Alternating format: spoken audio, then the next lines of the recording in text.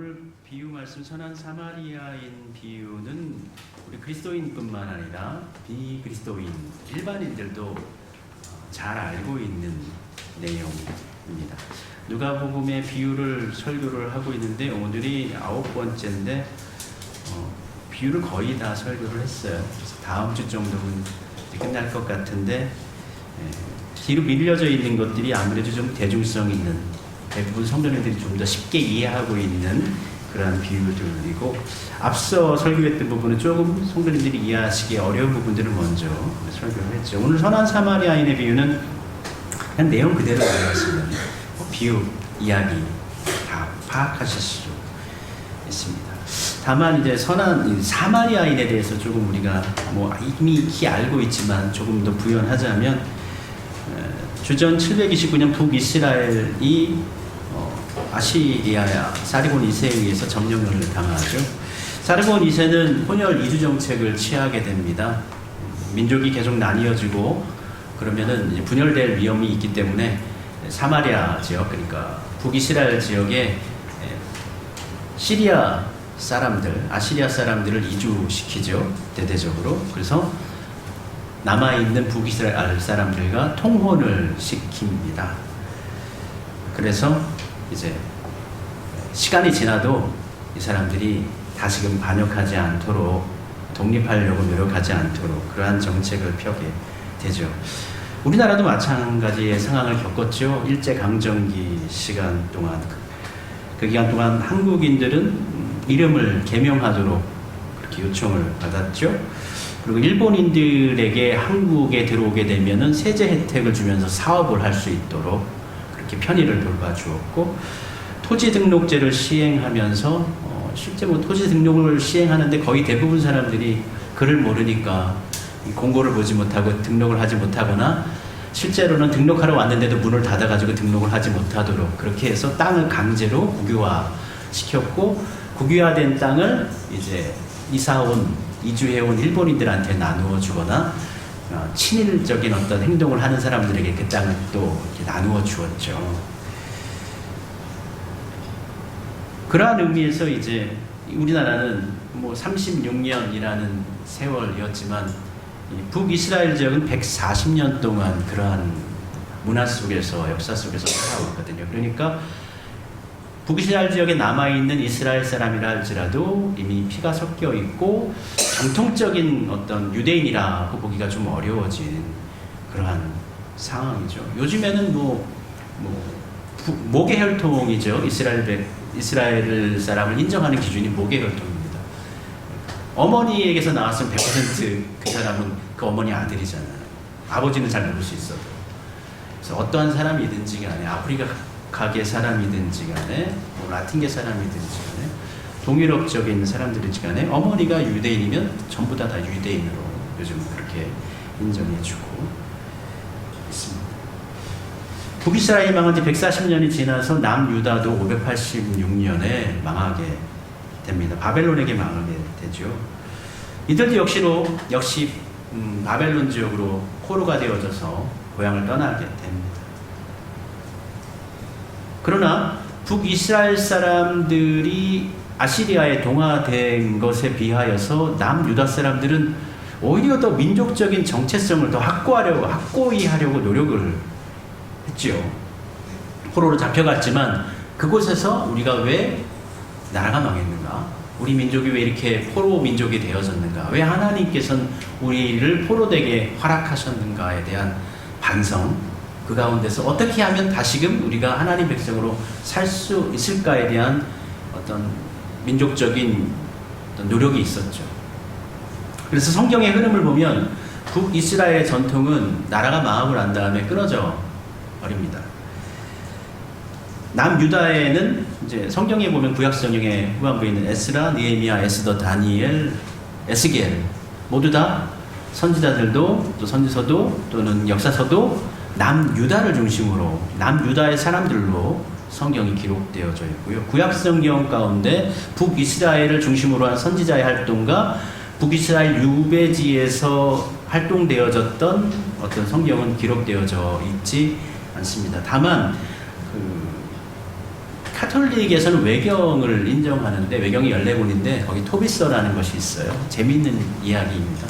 토빗이라는 사람의 이야기인데요. 그 토빗의 이야기가 이제 북이스라엘 사람, 유배당한 북이스라엘 사람들의 이야기가 기록되어져. 그렇죠. 남유다가 해방되어 다시 유다의 땅으로 돌아왔을 때 유대인들은 예루살렘에 귀환해서 가장 먼저 한 것이 성전 짓는 것이었지 않습니까? 근데 이때 유대인들은 어땠어요? 다시금 하나님 나라의 전통을 되새기자. 또 우리가 잃어버렸던 전통을 다시금 확고하는 데 있어서는 더 집중적으로 더 힘을 모아야 된다는 생각이 그들에게 있었던 것이죠. 그래서 북이스라엘, 특별히 사마리아 지역에 살고 있는 북이스라엘의 유민들이 우리 성전을 짓는데 우리도 하나님을 여전히 믿고 있으니 우리도 성전 짓는 일에 참여할 수 있도록 해주어라 라고 요청을 하게 됩니다. 근데 당시의 상황, 에스라라든지 느헤미야는 굉장히 강경주의자들이죠. 실제적으로 보면은 이미 결혼을 해서, 그러니까 이방 여인과 결혼을 해서 살고, 가정을 꾸리고 있는 그 가정도 어떻게 해요? 이혼을 하게 만들 정도로, 아이들도 떠나가게 만들 정도로 아주 강경 노선을 펼친단 말이에요. 그래서 사마리아 사람들이 우리도 협력해서 성전을 지을게, 우리도 하나님을 섬기고 있거든 할 때 그것을 거절하게 됩니다. 그러니까 사마리아 사람들이 이제 뿔이 나죠. 화가 나죠. 그래가지고 성전 짓는 것을 방해하는데 에돔 사람이라든지 암몬 사람들과 함께 연합해가지고 성전 짓는 것을 방해하게 됩니다. 그러니까 이제 사이가 굉장히 나빠지게 되었죠. 성전이 이제 완공되고 난 다음에 이 사마리아 사람들도 하나님을 믿고 있기 때문에 하나님을 믿고 예배하기 위해서는 예배 장소가 필요하잖아요. 그래서 사마리아 뒤쪽에 있는 그리심 산에다가 성전, 나름대로 자신들의 성전을 지어요. 그래서 거기서 성전을 짓고 신앙생활을 하게 되어지는데 이스라엘은 그러니까 성전이 몇 개가 된 겁니까? 졸지에 2개가 되어져 버려요. 예루살렘에 하나 있고 그리심 산에 하나 또 이렇게 만들어지게 되는 것이죠. 그런데 이제 1세기, 이 주전 1세기에 역사적으로 그 예루살렘 지역, 그러니까 이스라엘 지역에 변화가 이루어지는데 그 전까지는 이제 알렉산더를 중심으로 해서 제국이 이루어졌었고 알렉산더가 일찍 죽으면서 나라가 3개로 분할되어지거든요. 이집트령으로 나눠지고 마케도니아령 나눠지고 그리고 또 그 수리아령으로 해서 그 우리 예루살렘과 유다가 속해져 있는 지역으로 나뉘어지는데 이때 이제 3개의 나라들이 서로 대립하고 하게 되면서 이스라엘은 그러니까 이집트령하고 수리아령의 중간 지역이잖아요. 항상. 그러니까 중간 지역은 어떻게 해요? 힘의 공백이 생깁니다. 왜냐하면 서로 먼저 다가가면 전쟁을 벌이게 되기 때문에 서로 피하는 거예요. 그때 어떻게 해요? 이스라엘 사람들이 독립을 잠시 독립을 하게 됩니다. 잠시 독립하면서 마카비 왕조가 세워지고요. 이스라엘 1세기 마카비 왕조가 세워지고 마카비 왕조의 어떤 가장 힘을 가지고 있었던 힐카누스라는 사람이 가만히 보니까 나라를 하나로 만들려면은 정신이 통일돼야 돼요. 신앙이 통일돼야 돼요. 근데 저기 보니까 성전이 2개가 있는 거예요. 안 되겠다. 신앙의 정통성을 회복하기 위해서 내가 보니까 저기 그리심산에 있는 거는 가짜다. 저거를 부셔버려야 된다. 힐카누스가 그리심산에 있는 성전을 부셔버리고 사마리아 사람들을 또 학대하고 죽여버려요. 이 전통 가운데서 서로를 미워하고 다 일방적인 미움이죠 사실은. 그 시대의 흐름, 역사적 흐름 속에서 예수님 당시까지 사마리아 사람과 유대 사람들이 반목하고 대립하는 상황 속에서 그러한 사회 구조 속에서 그들이 살아왔던 것이죠. 그러한 가운데 오늘 선한 사마리아인 비유를 예수님께서 말씀해 주셨습니다. 예수님께 한 유대인이 율법사가 찾아와서 우리에게 이웃은 누구입니까? 라고 물을 때 예수님은 다 간단하게 답하죠. 뭐라고 답합니까? 직접적으로 얘기 안 하지만 너희의 이웃은 사마리아인이다. 당시의 모든 유대인들은 사마리아인은 저주받아야 되고 뭐 정통에서 떠나 있고 저 사람들은 뭐 잘 살면 안 되고 그러한 생각을 갖고 있었단 말이에요. 근데 예수님은 정반대의 이야기를 하십니다. 너희의 이웃이 누구죠? 사마리아인이 너희의 이웃이다. 이렇게 예수님 말씀해 주고 있습니다. 오늘 본문 말씀 가운데는 등장하는 사람들이 한 6명 정도 되죠. 예루살렘에서 내려가는 한 사람, 예루살렘에서 내려가는 걸로 보아서 이 사람은 유대인이에요. 유대인입니다. 그가 누굴 만났습니까? 강도를 만났어요. 강도도 등장해요. 이 강도가 아주 나쁜 사람, 악인이에요. 아주 나쁜 놈입니다. 대충 돈만 훔쳐가면 될 것이지 왜 그 사람을 때리고 거반 죽게 만들어 놓고 거기다 그가 입고 있던 옷까지 너무 심하지 않아요? 그 옷은 이스라엘 사람들에게 이불 역할을 하는 것이지 않습니까? 낮에는 외투요, 밤에는 그걸 덮고 자는 이불입니다. 그러니까 또 팔려면 또 값어치가 있기는 하죠. 근데 그것마저도 그렇게 살아남으려면 지금 몸이 아픈 사람, 폭행을 당해가지고 쓰러진 사람이 이불마저 없으면 그 추위 가운데 산속 이 예루살렘에서 이 사람 유대인이 어디로 가고 있었죠? 예루살렘에서 그 마을 갑자기 생각이 안 나네요.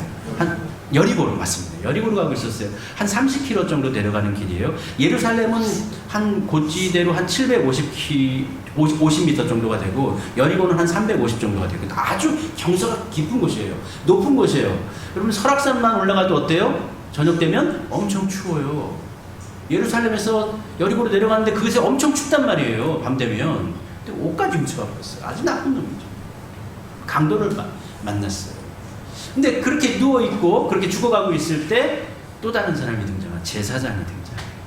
제사장이 예루살렘에 있다가 내려가고 있는 제사장, 당시의 제사장들은 1년에 반차를 쫓아서 2주 정도 예루살렘에서 봉사하고 사역하다가 다시 고향으로 내려갔단 말이에요. 그럼 이 사람은 지금 예루살렘의 성전에서 제사장으로서의 직분을 감당하고 내려가고 있는 사람인데 이 사람 어떻게 해요? 외면해버렸죠. 그 다음 사람도 나오죠. 그 사람은 레인이죠. 레인은 성전에서 봉사하는 사람이죠. 그도 역시 이를 외면해 버립니다. 그런데 그 다음으로 이어 등장하는 사람이 누굽니까? 사마리아 사람이에요. 그 사마리아 사람이 그를 돌봐줍니다. 포도주를 붓고 기름을 부어서 상처를 치료해주고 자기가 타고 있던 짐승 낙이겠죠? 낙이에 태워가지고 내려와서 여리고든 가까운 마을이겠죠? 거기 그 여간방에 주막에 머물러가지고 계속 방을 주고 그리고 돌봐주다가 다음날 본인이 일정이 있어갖고 떠나야 되니까 주막 주인에게 돈을 2데나리온이죠. 그러니까 우리나라 돈으로 한 30만 원, 40만 원 돈을 주면서 사실 모르는 사람이잖아요. 이 사람 돌봐 주십시오. 만약에 돈이 더 필요하거나 이 사람이 치료하는데 더 많이 돈이 들었으면 제가 돌아오는 길에 다시 이 사람의 필요한 돈을 제가 다시 드리겠습니다 하고 돌아가는 사마리아인이 등장하고 마지막으로 여관주인 있죠. 여관주인은 돈 받고 그 사람 돌봐주고 치료했던 사람. 오늘 본문 가운데서 본다면은 이제 일반적으로 요 역사적인 배경 속에서 파악을 해본다면 부류를 좀 나눈다면 제사장하고 레위인은 사두개파 사람들입니다. 사두개파 사람들은 모세 오경은 믿었습니다. 그러나 부활도 믿지 않고 천사도 믿지 않고 천국이라는 개념도 그 사람들은 믿지 않았어요. 이 세상에서 그냥 잘 살면 된다는 생각 갖고 있어요. 다만 하나님께 잘 예배드리고 잘 제사 인도하고 그렇게 해서 하나님께 잘 이렇게 서비스하면 하나님이 복 내려주신다. 이런 정도의 신앙관을 사두개인들은 가지고 있었어요.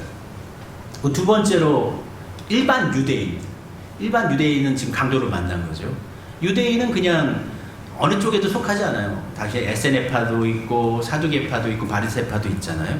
근데 어느 곳에도 속해 있잖아요. 거의 대부분 우리나라 사람들이 어디 속해 있거나 그런 사람들은 특별한 경우지 많지 않잖아요. 에세네파 사람들은 나오잖아요. 왜냐하면 이 사람들은 자기들끼리 사막에서 살았기 때문에 이스라엘 사회 공동체 속에서 깊게 관여하지 않았거든요. 근데 사두개파와 더불어서 이스라엘 사회에 가장 깊이 관여하고 있는 그 분파가 있는데 그게 뭡니까? 바리새파거든요. 근데 오늘 본문에는 바리새파 사람은 등장하지 않아요. 근데 그 본문에 등장하지 않은 바리새파 사람 대신에 누가 등장하냐? 엉뚱하게 사마리아인이 등장하게 되는 것이죠. 근데 오늘 예수님께 찾아온 사람이 누구예요? 바리새파 중에서 율법사가 예수님께 찾아와서 본인 예수님께 뭔가를 배우려고 한 것이 아니라 본인의 의를 드러내기 위해서, 본인의 율법 지식을 드러내기 위해서 예수님께 나아온 것이고, 예수님을 테스트하기 위해서 열심히 율법 지식이 어느 정도 되나 시험하기 위하여서 예수님께 다가온, 그러니까 좋은 의미로 다가온 사람은 아니란 말이에요. 그가 이야기하는 것이죠. 어떻게 해야 영생을 얻겠습니까? 그가 모를 리가 없잖아요. 예수님도 그의 의도를 파악하시고 난 다음에 성경에는 어떻게 써 있는가? 그러니까, 마음을 다하고 뜻을 다하고 생명을 다하고 목숨을 다해서 힘을 다해서 주 너의 하나님을 사랑하라고 하셨고요. 그 다음으로 내 이웃을 나의 몸처럼 사랑하면 우리가 영생을 얻을 수가 있습니다. 맞다. 너 그렇게 해라. 그러면 하나님은 알겠는데요. 이때 또 이 사람이 잘난 체 하고 싶어 하지 않습니까? 옳게 보이려고. 성경에는 그가 옳게 보이려고. 이게 옳게 보인다는 게 예수님께 옳게 보인다기보다도 주변 사람들에게 잘난 체 하려고. 우리의 이웃은 누굽니까? 내가 내 이웃을 내 몸처럼 사랑해 줘야 되는데 이웃은 누굴까요? 라고 예수님께 묻습니다. 그때 예수님께서 비유로 이웃은 누구인가? 우리의 이웃은 누구인가? 라는 주제를 가지고 이 사마리안 비유를 이야기해 주셨죠. 히브리어로 이웃은 레아입니다. 레아의 뜻은 연합하다 라는 뜻이죠. 야곱의 첫 번째 아내 이름이 레아잖아요. 그러니까 이웃은 누구냐? 함께하는 이가 이웃이에요. 우리 함께하는 사람. 우리 교회 공동체에 함께하면 여러분이 이웃이에요. 우리 주변에 함께하는 분이 있으면 이웃입니다. 함께 살고 있는 사람 역시 이웃입니다.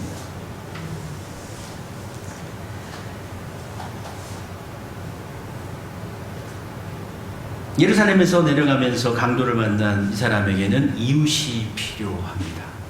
그리고 우리 모두는 그러한 사람들에게 이웃이 되어 주어야 합니다. 강도를 만난 후에 처음으로 그에게 다가왔던 제사장, 우리는 제사장이 참 인정머리가 없네. 어떻게 제사장, 종교인이면서 그렇게 모른 척하고 갈 수 있을까라고 싶지만 실제적으로 보면은 이 뒤에 따라오는 레위인도 그렇고요. 이 사람은 사두개파인이고 종교인들이란 말이에요.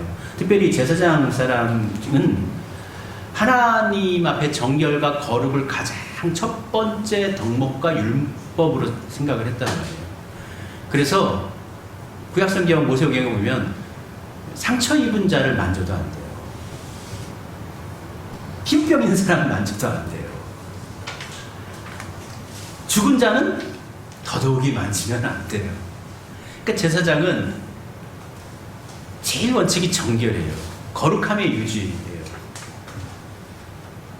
거룩함에 반대되는 것이 무엇이냐? 죽음입니다. 그래서 자기 직업상, 직분상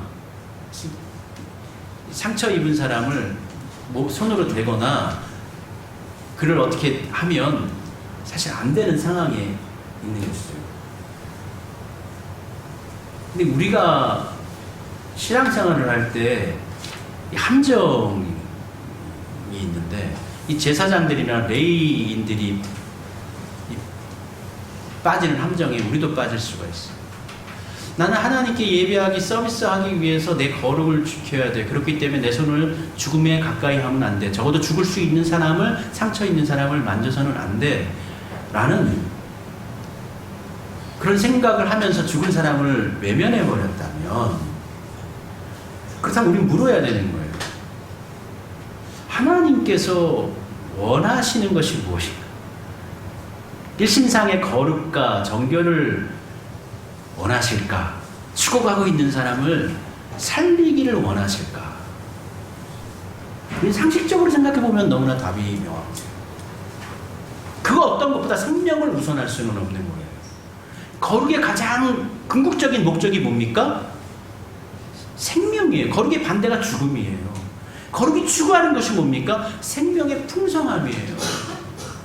그런데 하나님 앞에 거룩함을 의도하면서 결과적으로는 그 거룩을 지키기 위해서 생명을 포기해버리는, 생명을 외면해버리는. 그 종교적인 함정에 빠져버리면 어쩔 수 없어. 정말 하나님이 알아서 하시겠지 하고 넘어가는데 생각을 해야 됩니다. 파악을 해야 돼요. 과연 이게 하나님께서 원하시는 것인가? 하나님께서 원하시는 것이 무엇인가를 분별할 수 있는 능력이 우리 성도들에게 우리에게 있어야 하는 것입니다. 율법사는 아마 기대했을 거예요. 상식적으로 본다면 유대 땅, 특별히 예루살렘 지역에 강도 맞는 자가 누워 있고 먼저 제사장과 레인이 지나쳤으면 그 다음에 당연히 등장할 사람은 누구일까요? 그 다음에 당연히 등장할 사람은 바로 바리새인입니다. 바리새인들 같은 경우에는 사두개파와 좀 다른 종교관을 신앙관을 가지고 있었죠. 바리새인들은 천국에 대한 개념도 있었고 천사도 인정했습니다. 그리고 율법적으로 제한적 틀이 있었지만 뭐 제한적으로 안식일날 뭐 사람이 다쳐 있어도 일정 시간까지는 치료하지 않고 일정 기간까지는 참고 정말 힘들면은 어려우면 어쩔 수 없으면 그때는 살려내고 뭐 이런 규정이 있었거든요. 그래서 바리새인들 같은 경우에는 길을 가다가 누군가가 상처를 입고 힘들어한다 그러면 당연히 사랑의 법칙이 우선이었어요. 인의의 법칙이 우선이었어요. 이 바리새인들은 모세의 오경뿐만 아니라 시편과 역사서까지도 다 하나님의 말씀으로 인정을 했어요. 굉장히 좀 더 뭐랄까 당시로 본다면 진보적인 사람들, 진보적인 사람들. 그렇기 때문에 이때 바리새인이 등장했으면 이 사람은 어떻게 해요? 죽어가는 사람을 절대 종교적으로 외면하면 안 되는 사람들인 거예요. 당연히 그를 돌봐줘야 되는 위치에 서 있는 사람들이 바로 바리새인들이었어요. 이 율법사가 기대하는 것은 역시 사두개파 레이인들도 그렇고 제사장놈들도 그렇고 다 하나님 말씀 허울 뿐이야 지키지 않고 가는데 우리 바리새인들은 역시 하나님의 사랑을 실천해서 그 어려운 사람을 구해내가지고 치료해가지고 여관까지 데려다주고 그 후하게 여관 주인에게 돈도 주고 이게 바리새인의 역할이라고 생각을 하고 있고 거기에 바로 바리새인이 등장해야만 한다고 이 율법사는 생각을 했을 거예요. 근데 예수님은 전혀 다르게 다른 사람을 등장시켜버리죠. 바리새인이 아니었어요. 그들이 미워하는 사람, 바리새인들이 증오하는 사람, 싫어하는 사람, 사마리아 사람이 그 자리를 차고 들어오는 거예요. 굉장히 당황했을 거예요. 이 율법사는 본인이 생각하고 기대하고 있던 방향하고 다른 방향으로 흘러가는 것을 감지했을 겁니다. 처음에는 예수님의 지식, 율법 지식 얼마나 되냐 테스트하려고 왔는데 점점 어떻게 해요? 본인이 예수님께 빠져들어가는 것이죠. 이 율법을 단순히 암송하고 알고 있다는 것으로 그 율법을 지키는 건 아니잖아요. 그 율법을 어떻게 이해하는가, 그 율법 속에 들어가 있는 하나님의 마음이 무엇인가를 파악할 수 있는 눈과 안목이 있어야 하는 것입니다. 근데 이 바리새인에게는 그것이 없었어요. 예수님은 그것을 바리새인에게 요구하고 계시죠. 그 자리에 사마리아 사람이 와서 그를 치료합니다. 그를 돌보아줍니다. 유대인들이 미워하는 사람들, 저주받아야 한다고 하는 사람들, 정통적인 신앙관 속에서 벗어나 있는 사람들이고 하나님에 의해서 외면당하는 사람들이라고 일컫는 그 사마리아 사람을 향하여서 예수님은 너희의 이웃이 누구냐? 바로 이 사마리아 사람이 너희의 이웃이다. 예수님께서 묻잖아요. 자, 이 한난당한 자, 상처 입은 강도 만난 자의 이웃이 누가 이웃이겠느냐라고 물으니까 바리새인이 어떻게 대답합니까? 대답할 때에 그거 알고 있잖아요. 사마리아인이 고쳐준 거 다 알고 있잖아요. 그럼에도 불구하고 바리새인이 이야기할 때에 사마리아인이 그의 이웃입니다 라고 얘기하잖아요. 뭐라고 얘기합니까? 선을 베푼 사람입니다. 사마리아인을 얘기하고 싶지 않은 거예요. 그러니까 그냥 선을 베푼 사람입니다. 구체적으로 직접적으로 언급하지 않고 두루뭉술하게 선을 베푼 사람이 우리의 이웃입니다. 아니, 예수님은 너희의 이웃은 사마리아인이야. 예수님은 이렇게 말씀해 주셨는데 율법사는 두루뭉술하게 선을 베푼 사람이죠 하고 넘어가려고 하는. 그러니까 자신의 고집을 꺾지 않겠다는 거죠. 여전히 사마리아인을 미워할 것이고 여전히 지금처럼 살 것이란 얘기예요.